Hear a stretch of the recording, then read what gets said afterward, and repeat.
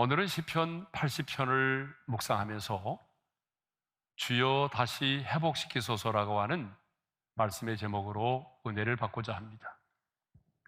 시편은 함축된 언어로 기록되어 있기 때문에 그 시편이 언제 어떤 상황에서 기록되었는지 그 배경을 아는 것은 굉장히 중요합니다.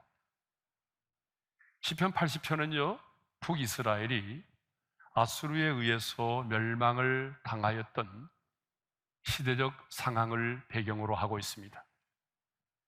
우리가 잘 아는 것처럼 북이스라엘은 아수르에 의해서 주전 722년에 멸망을 당하였습니다. 그러면 왜 이스라엘이 아수르에 의해서 멸망을 당하였을까요? 하나님께서 그 얼굴을 이스라엘에게서 돌리셨기 때문입니다. 하나님께서 당신의 백성들을 향한 그 얼굴의 광채를 거두셨기 때문입니다. 아니, 정확한 이유는요, 하나님께서 먼저 그 얼굴을 그들에게서 돌리신 것이 아니라 이스라엘 백성들이 하나님께서 베풀어 주신 은혜를 배신하고 하나님을 향하여 등을 돌렸기 때문이죠. 하나님께로 향하던 얼굴을 돌이켜서 우상을 숭배하고 우상을 따랐기 때문입니다. 이렇게 이스라엘의 범죄로 하나님께서 이스라엘을 향한 그 얼굴을 돌이키시니 이스라엘은 아수르의 침략을 받아 멸망하게 되었습니다. 이런 상황 속에서 이스라엘의 멸망을 목격한 시인은 아주 비통한 심정으로 이스라엘의 회복을 갈망하면서 이스라엘의 구원을 간구하면서 이 시를 썼던 것입니다. 먼저 우리는 하나님께서 이스라엘에게 베풀어 주신 은혜가 어떤 것인지를 살펴보도록 하겠습니다. 우리가 읽지는 않았지만 8절에서 11절을 보게 되면 하나님께서 이스라엘 백성들에게 어떤 은혜를 베풀어 주셨는지에 대해서 자세하게 언급을 하고 있어요. 먼저 8절을 보게 되면 하나님께서는 이스라엘 나라를 한 그루의 포도나무로 비유하시면서 그 포도나무를 애굽에서 가져다가 가나안의 여러 민족들을 물리치고 그 가나안에 심으셨다라고 말씀을 하고 있어요. 우리 8절의 말씀을 함께 읽겠습니다. 다 같이요. 주께서 한 포도나무를 애굽에서 가져다가 민족들을 쫓아내시고 그것을 심으셨나이다. 이 포도나무는 이스라엘을 상징하기도 합니다. 그런데 이 포도나무를 애굽에서 가져다가 가나안 땅에 심으셨다라고 하는 말은 하나님의 은혜를 좀 더 강력하게 설명하기 위해서입니다. 여러분, 포도나무는 스스로 옮겨져 심겨질 수 없는 거잖아요. 그런 것처럼 하나님은 430년 동안 애굽에서 종살이 하던 이스라엘 백성들을 그들을 해방시키시고 그들을 마침내 가나안 땅으로 인도하셨습니다. 가나안의 여러 원주민들을 몰아내 주시고 그 땅 가운데 정착하게 해주셨습니다. 그러니까 이 모든 것은 하나님께서 이스라엘 백성들에게 베푸신 특별한 은혜로 이루어진 것들입니다.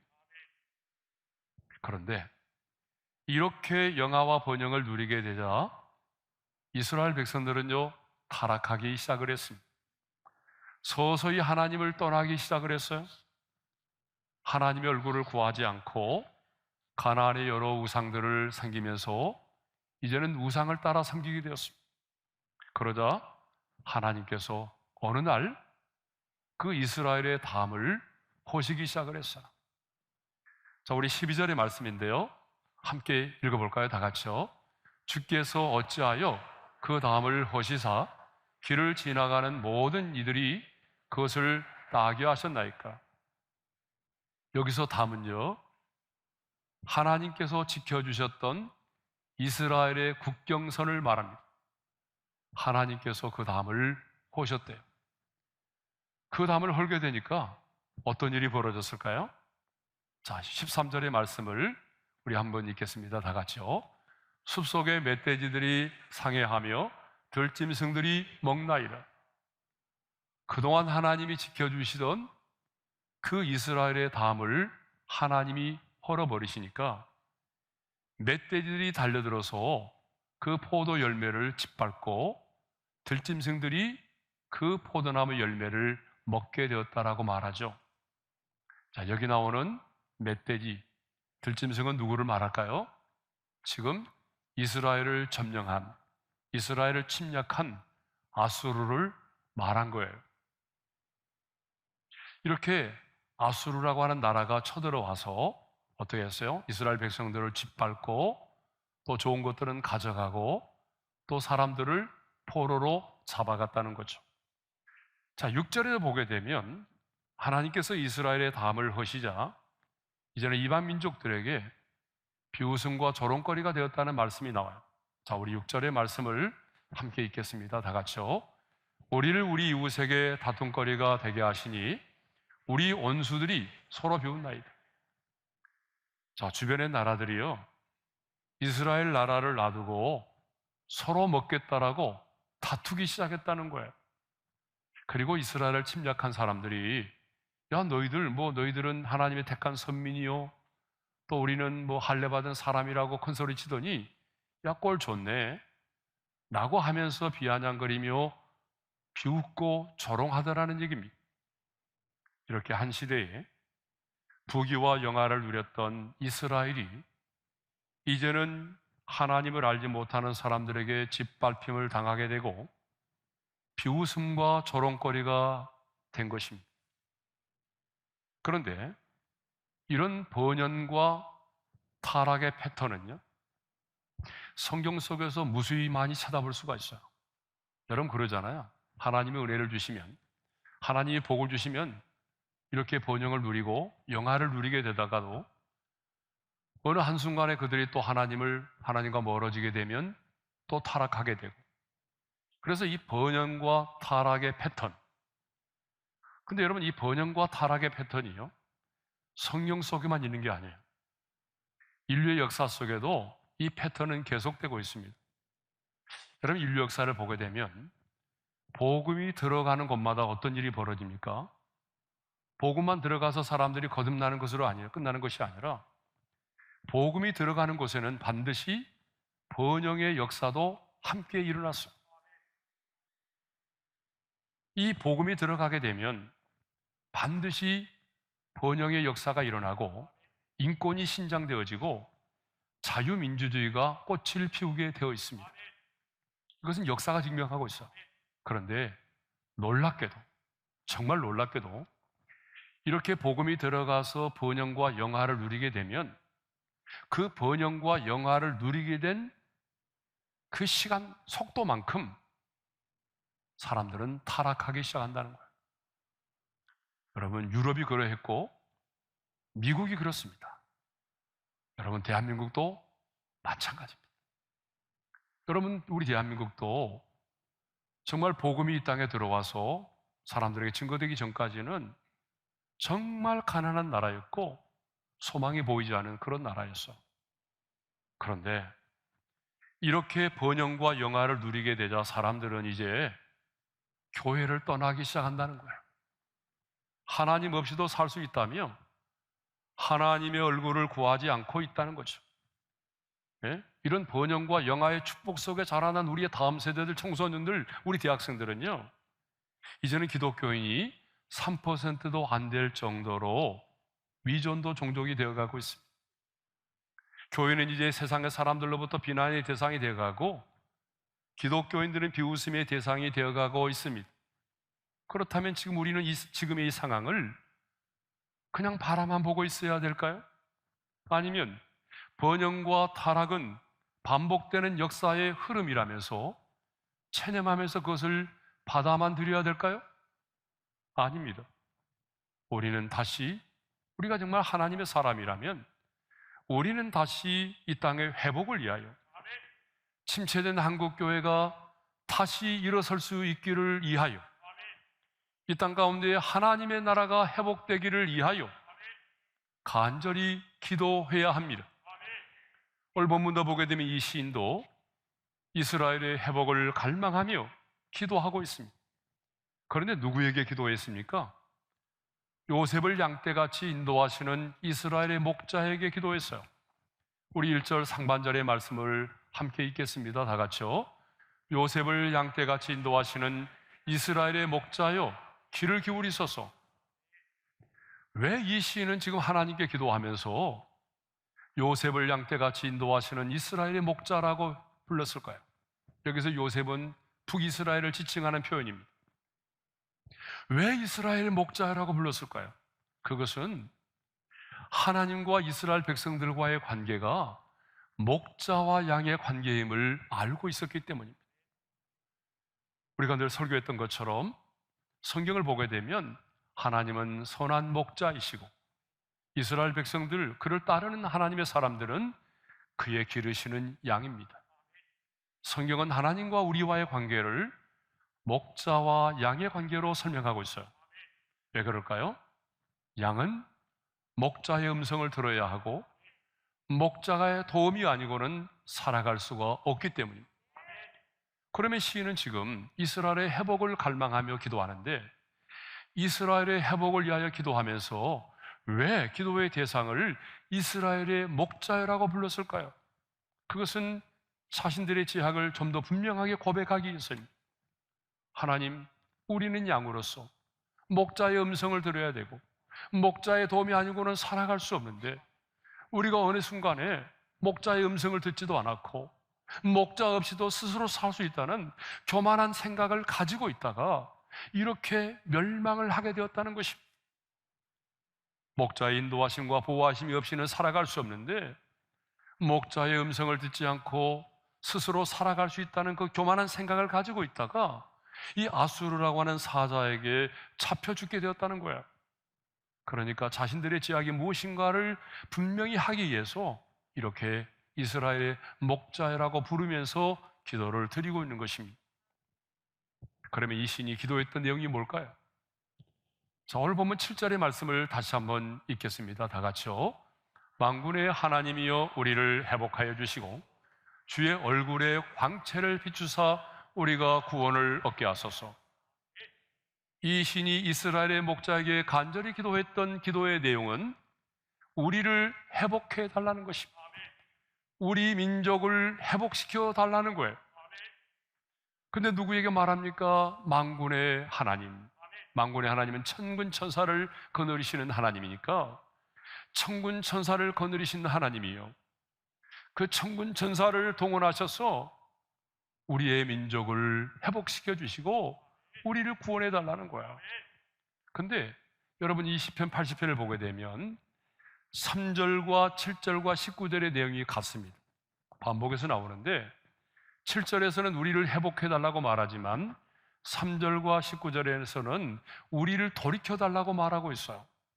그러니까 여러분, 우리를 구원해 주시고 우리를 회복하여 주시고 우리를 돌이켜 달라고 하는 게 이 시인의 간절한 기도의 내용입니다. 그런데요, 어떻게 구원해 주시기를 기도하고 있나요? 자, 3절과 7절과 19절에 보게 되면 반복해서 이 말씀이 나와요. 자, 우리 먼저 3절의 말씀을 읽겠습니다. 주의 얼굴빛을 비추사 우리가 구원을 얻게 하소서.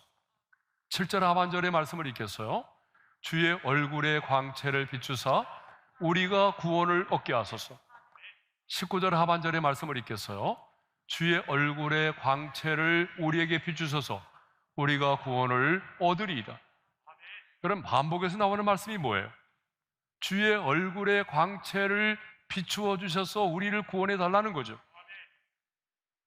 그러니까 이 시인은 주께서 주의 얼굴의 광채를 비추어 주시면 우리 가운데 회복이 일어나고, 주께서 그 얼굴의 광채를 우리 가운데 비추어 주시면 구원의 놀라운 역사가 일어난다고 하는 것을 믿고 있었던 것입니다. 한마디로 우리의 진정한 회복과 구원은 무엇에 달려 있다는 거예요? 주께서 그 얼굴을 우리에게 비춰주심에 달려 있다는 거예요. 자, 민수기 6장을 보게 되면요, 하나님께서 당시에 아론과 그 아들들에게 이스라엘 백성들을 축복하되 이렇게 축복하라고 말씀하죠. 민수기 6장 24절 26절의 말씀을 우리 함께 읽어볼까요? 다 같이요. 여호와는 내게 복을 주시고 너를 지키시기를 원하며 여호와는 그의 얼굴을 내게 비추사 은혜 베푸시기를 원하며 여호와는 그 얼굴을 내게로 향하여 드사 평강 주시기를 원하노라. 여러분, 예국에 가보게 되면 많은 목사님들은요 축도를 이 말씀으로 할 때가 많아요. 우리는 성부, 성자, 성령의 이름으로 하지만 예국에 가보게 되면 많은 분들이 축도를 이 말씀으로 할 때가 많아요. 저도 우리 아이들이 있을 때, 어린 학교를 다닐 때 새벽기도 끝나고 나면 집에 들어가서 우리 아이들이 잠자고 있으면 그 이마에다가 손을 얹고 이 말씀으로 축복했어요. 그러니까 여러분들도 여러분의 자녀들이 잘 되기만 바라지 말고 정말 여러분 자녀들에게 꼭 여러분 새벽기도를 먼저 하시고, 먼저 하시고, 그리고 들어가면 여러분의 자녀들의 이마에 손을 얹고 이 말씀으로 여러분의 자녀들을 축복할 수 있기를 바랍니다. 아주 중요한 말씀이에요. 네. 그런데 이 제사장의 축복기도 가운데 보게 되면 여호와는 그의 얼굴을 내게 비추사 은혜 베푸시기를 원하고 여호와는 그 얼굴을 내게로 향하여서 평강 주시기를 원하노라고 하는 말씀이 있어요. 자, 여러분이 한번 묻겠습니다. 하나님은 영이시기 때문에 얼굴이 있을까요? 없을까요? 아니, 제가 답을 주고 얘기하는데 지금 다시 한번 묻겠습니다. 하나님은 영이시기 때문에 얼굴이 있을까요? 없을까요? 그렇습니다. 하나님은 영이시기 때문에 얼굴이 없어요. 근데 성경에 보게 되면 하나님의 얼굴에 관한 표현들이 참 많이 나오잖아요. 네?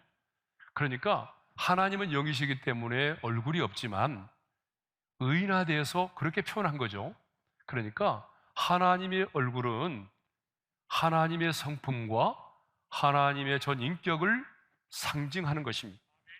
그러니까 복이라고 하는 게 뭐냐 그러면 하나님께서 그 얼굴을 내게로 향하여 드시면 그게 복이 되는 것이고 하나님께서 그 얼굴을 내게로 향하지 않고 그 얼굴을 가리우신다면 그것이 우리 인간에게는 저주가 되는 거예요. 그래서 욥은요 너무 힘들고 어려울 때에 이렇게 하나님 앞에 고백할 때가 있었어요. 주께서 어찌하여 얼굴을 가리시고, 얼마나 힘들었으면 왜 주님께서 얼굴을 내게 가리십니까? 하나님께서 우리에게 얼굴을 가리우신다는 것은 이것은 가장 큰 절망과 죽음을 의미하거든요. 그런데 여러분, 이것은 하나님과 우리와의 관계만도 아니라 사람과 사람과의 관계도 그렇습니다.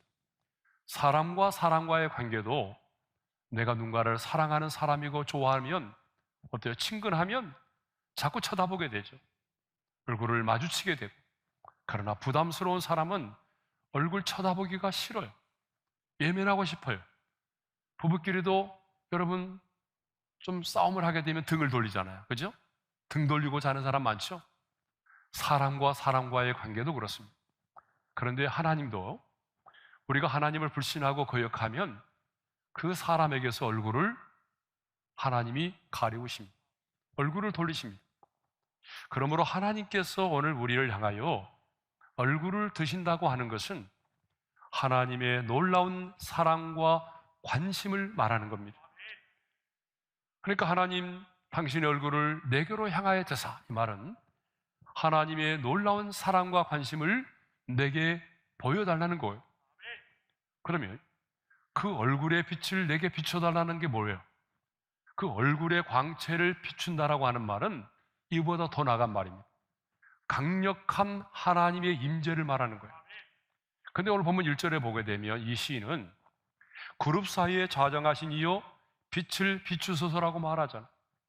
그룹 사이가 뭐예요? 그룹 사이에 좌정하신 분, 구약의 지성소에 가게 되면 여러분 그 성소의 속죄소를 말하는 거거든요. 그런데 이거는 이제 천상에서는 하나님의 보좌를 가리키는 겁니다. 그러니까 하나님의 보좌에 앉으신 이요 우리에게 빛을 비추셔서, 이 말은 뭐냐면 보좌에 앉으신 주님께서 이제 이 땅 가운데 지금 나에게 임재하여 주셔서 그 빛을 비춰달라는 거예요. 보좌에 앉으신 주님이 지금 이 땅 가운데 강력하게 임재해 달라는 거예요. 하나님의 임재를 말하는 거예요. 하나님은 빛이십니다. 여러분, 이 말씀이 믿어지면 크게 아멘 할까요? 하나님은 빛이십니다. 그러므로 하나님이 역사하시는 곳에는 언제나 빛이 있습니다. 여러분, 성경을 보세요. 성경을 보게 되면 하나님이 임재하시는 현장에는 언제나 빛이 있었지, 하나님이 임재하셨는데 어둠이 함께 있더라? 여러분, 이런 성경 구절이 있어요, 없어요? 없어요. 우리가 장차 들어가게 될 천국도 영광스러운 빛의 나라예요. 성경을 보게 되면 천국에는 태양이 없어요. 태양이 없지만 왜 천국에는 빛이 찬란할까요? 성경은 분명히 이렇게 말하고 있어요. 보좌에 앉으신 주님의 얼굴에서 빛나는 그 영광의 광채가 태양을 대신한다고. 그러니까 여러분, 주님이 계시는 곳에는 언제나 빛이 있습니다. 예? 왜냐하면 주님이 빛이시기 때문에 그렇습니다. 그런데 하나님의 얼굴에서 빛나는 그 광채는 단순한 빛이 아니라고 하는 거예요. 주님의 얼굴에서 빛나는 그 광채는요, 하나님의 성품과 하나님의 능력이 있습니다. 그러므로 주님의 얼굴의 광채 속에는 하나님의 사랑과 거룩이 있습니다. 세상에 줄 수 없는 평강이 있습니다. 어둠을 몰아내는 능력이 있습니다. 모든 것을 회복시키는 창조의 능력이 있습니다. 주님께서 임재하셔서 그 얼굴의 광채를 우리 가운데 비추어 주신다면, 이 땅의 교회 가운데 그 영광의 빛을 비추어 주신다면, 이 땅의 유일한 소망인 주님의 교회도 다시 부흥의 불길이 활활 타오르게 될 것입니다. 주께서 그 얼굴에 빛나는 광채를 여러분의 가정에 비추어 주신다면, 여러분의 가정의 어둠이 사라지고 가정이 회복되는 놀라운 역사가 일어날 줄로 믿습니다. 주께서 그 얼굴의 광채를 우리의 심령 속에 비추어 주신다면, 우리의 침체된 영혼도 에스겔 골짜기의 마른 뼈들처럼 다시 살아나는 놀라운 역사가 일어날 줄로 믿습니다. 그런데 만일 반대로 하나님께서 그 얼굴을 우리 가운데서 가리우시고 그 얼굴에 빛나는 광채를 비추지 않으신다면 어떻게 될까요? 하나님이 그동안 지켜주셨던 우리의 인생의 담들이 허물어지기 시작할 것입니다. 하나님이 그동안 지켜주셨던 우리 인생의 여러 담들이 있는데, 그 담들이 허물어진다면 어떤 일들이 일어날까요? 우리는 밤낮을 가리지 않는 사탄의 공격에 흉하게 결박을 당하게 될 것입니다. 끊임없는 사탄의 참소에 수치와 조롱을 당하게 될 것입니다. 세상의 사람들과 별 다를 바가 없이 두려움의 포로가 돼서 공고한 인생을 살아가게 될 것입니다. 그러므로 우리는 기도해야 합니다. 하나님의 얼굴을 구하지 않고 하나님 없이도 살 수 있는 것처럼 생각하며 살았던 우리의 교만을 용서해 달라고 기도해야 합니다. 이 번영과 영화의 축복 속에서 하나님을 잊어버리고 목자의 음성에 귀를 기울이지 않고 내가 내 인생의 주인 되어 살아왔던 우리의 그 교만한 삶을 하나님 용서해 주십시오. 주님 없이는 살아갈 수 없사오니 이제 그 얼굴을 다시 우리에게로 향하여 주시고 우리 가운데 임재하여 주셔서 그 얼굴의 광채를 이 땅 가운데 비추어 주시고 나와 내 가정과 내 자녀의 심령 속에, 그리고 하나님이 내게 주신 그 거룩한 비전 가운데, 여러분의 기도 제목 가운데 하나님께서 그 얼굴에 빛나는 광채를 비추어 주시기를 기도해야 합니다. 주께서 우리에게 그 얼굴을 향하여 드시고 그 얼굴의 광채를 비추어 주신다면 반드시 우리는 놀라운 치유와 회복을 경험하게 될 것입니다. 하나님의 치유와 놀라운 회복은 우리의 회개로부터 시작이 되는 것이고, 주께서 그 얼굴을 우리에게로 향하여 드시고 그 얼굴의 광채를 비추어 주심으로만 이 구원과 회복의 역사는 일어나는 것입니다.